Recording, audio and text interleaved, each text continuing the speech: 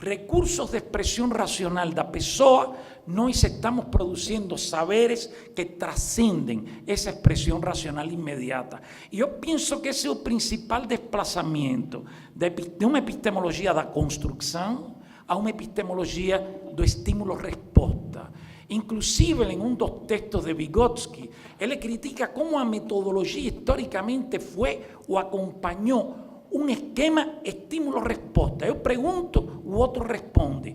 Terminamos subordinando o significado de nossa construção à imposição que fizemos com o artefacto que usamos. Então, a diferença dessa epistemologia tradicional, precisamente a epistemologia da construção, visa que as pessoas se expressem. Acompanhar trechos complexos de expressão, como esses que foram hoje apresentados pela professora Marilyn, como os trechos escritos diversos que ontem o professor Nikolai levou, como os trechos que nós acompanhamos em nosso grupo de pesquisa na epistemologia qualitativa. Então, você tem um desplazamento dessa lógica, onde o indutor instrumental é parte do fenômeno que está pretendendo avaliar. Por isso a ênfase de uma epistemologia da construção num sistema como a subjetividade, que não está dado na expressão imediata do ser humano. Ou seja, por exemplo, aquele desenho que o professor Nikolai colocava ontem, o pai aparecia mencionado, mais grande que o resto da família. O que isso significa? Eu não sei. Para mim é significativo, mas isso é apenas um indicador dentro de um processo hipotético que se tem que alimentar de outros elementos presentes na situação, que são os que me vão a permitir uma construção capaz de gerar inteligibilidade sobre esse fenômeno estudado. Saludos aos colegas de Arequipa, colegas combativos e muito ativos.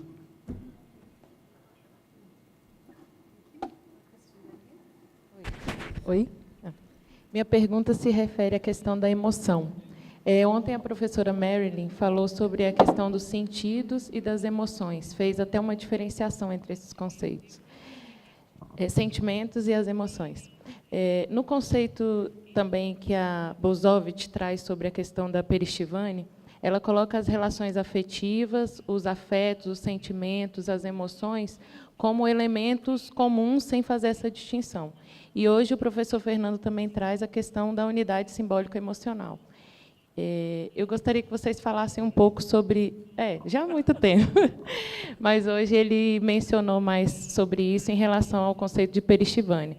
Então, eu gostaria que vocês falassem um pouco sobre isso, sobre essa distinção que ela fez ontem dos conceitos e como é que isso se articula com o conceito de Perizhivanie.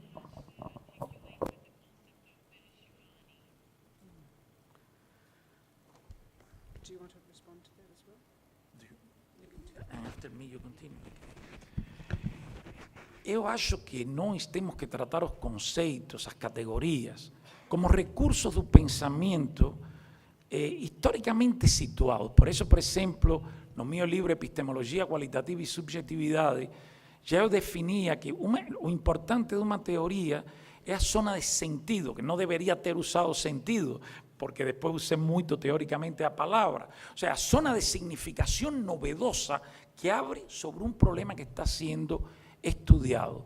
Então, por exemplo, eu não uso a diferença feeling and emotion, ou seja, sentimento e emoção, mas me interessou muito a maneira como Marilyn colocou o problema respondendo a uma necessidade particular do momento que ela está enfrentando frente a essa questão.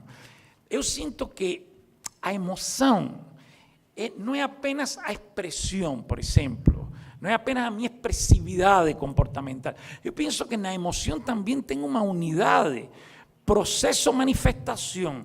Ou seja, a emoção tem uma qualidade. Eu hoje particularmente sinto que a emoção em nós, seres humanos, quase nunca vai isolada de algum processo simbólico. Na manifestação psicológica, subjetiva, claro que a emoção nos invade o corpo, mas o simbólico também. Então, por exemplo, Maurício me lembrava no intervalo, Sartre, no esboço da teoria das emoções, como dá um passo gigantesco para essa caracterização do emocional que transcende o corpo biológico, o corpo dado. Nosso corpo também é cultural. Então, eu sinto que nós devemos ter uma relação com as definições em função do momento atual em que nosso pensamento está e nos objetivos que estamos querendo debatir. E por isso, evidentemente, neste campo, que aliás, como ontem falávamos, é um dos campos menos atendidos pela psicologia em geral, porque a psicologia tem sido profundamente racionalista em sua história e seus fundamentos. Penso que os conceitos tomam hoje diferentes formas e que em diferentes momentos também têm desdobramentos que respondem a nossos focos de trabalho. É como eu vejo isso hoje. Não de que um é bom, outro... Não, são caminhos que estão envolvidos dentro de uma produção conceitual. Thank you, Fernando. And I would like to add to this because I find Fernando doesn't make the distinction between emotions and feelings, but I find it rather an interesting way to think about. I think about young children and young children's development of emotions, because it's for me why Elena Kravtsova's work in this area and Damasio's work in this area is so useful, is because it brings out a level of consciousness about the emotions that are being freely expressed, but it gives agency to children. So that's why I mentioned self-regulation yesterday. It gives agency to children because in consciously considering the emotions that they are expressing and being able to name them as particular feeling states, it gives the possibility for not only in research to look at particular moments in everyday life, for instance, where children are expressing particular emotions and teachers are quite explicitly making that more conscious to children. But I think from a pedagogical point of view, it's also very useful in education and in psychology. And in many respects, it makes conscious to teachers the significance of this, and that's why I used fairy tales, because fairy tales is much more, it creates a more broader context than these serendipitous moments where children are having an expression of a raw emotion. So I think it's a really nice question that you're asking. I've written it down, and it's something that I want to think about a lot more in relation to emotions, feelings, and the context, and Perizhivanie. But I think this consciousness is key here, and I want to think about it a little bit more. So thank you.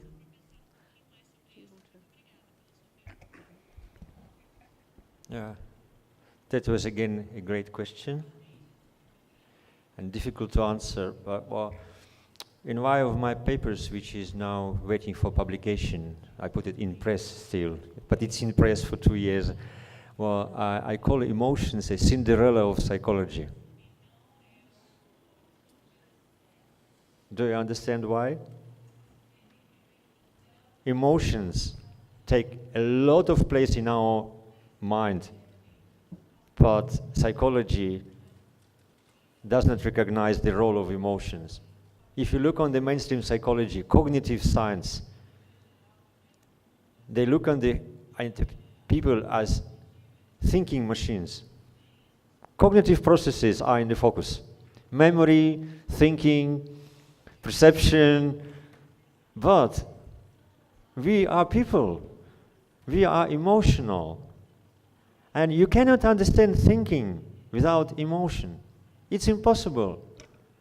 You cannot understand memory without emotion. It's impossible, because in real life, our memory is a result of our emotional experiences.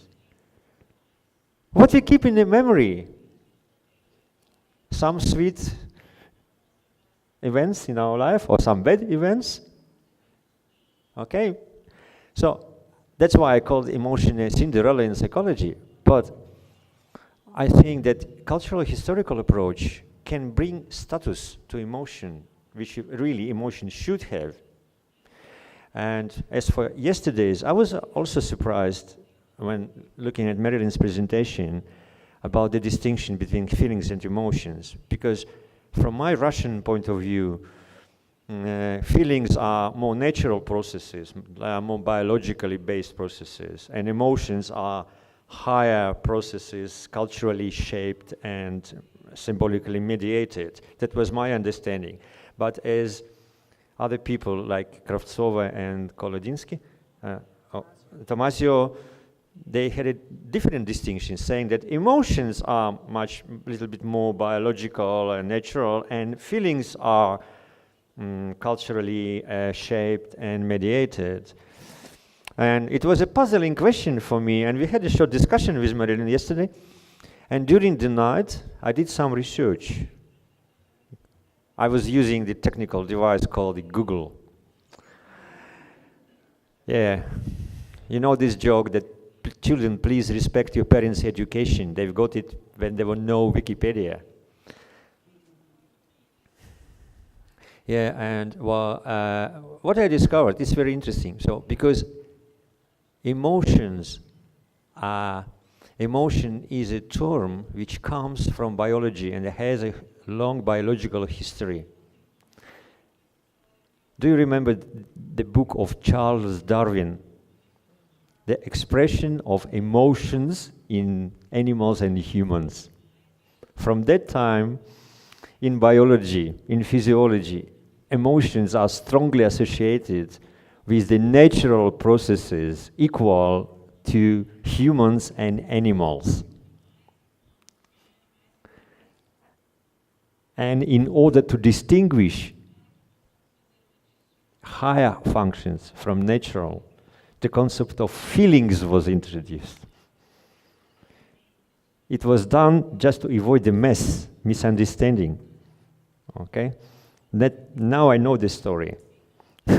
So higher order functions we call feelings, in order to distinguish these from emotions which are equal of humans and animals. Okay, that's my comment. And Perizhivanie and feelings is okay, but well, on the other hand, I like more to speak about emotions as higher order functions. To my Russian heart, emotions. And if you look on Vygotsky's texts, Vygotsky speaks not about feelings, he speaks about emotions. So I don't want to be against the mainstream. However, it doesn't matter how we call emotions or feelings. What means is what it means, what does it mean. But I'm not afraid to be against the mainstream. I'm always against the mainstream. So we can make a decision now to say that what we mean by emotions is a higher mental functions, socially shaped, constructed, and culturally mediated, voluntary higher mental functions, and we have a good friend to whom we can rely. So that, as Vygotsky said, emotions are... So, but keep in mind that traditional people, mainstream people, might misunderstand us. But we are teachers, we can explain, no problem. So I think we need to bring this to a close now. I think we need to bring this to a close now. We are at just before 12, and on behalf of the panel, I would like to thank you very much for your attendance today, your engagement with the content of this session, and for your very thoughtful questions. I'm sure many of you have more questions that you would like to ask and comments that you would like to make, but unfortunately we're out of time. But I think we'd be really interested in if you could keep those questions and bring them with you for subsequent sessions. So thank you very much, everyone, and we'll see everyone later this afternoon. Yes, at 2:30. Presentation of the line Yes. of research in Monash University. Es la presentación hoy a tarde sobre las líneas de pesquisa en Monash University, que es un tema que precisamente lo mantuvimos porque es interesante para todos.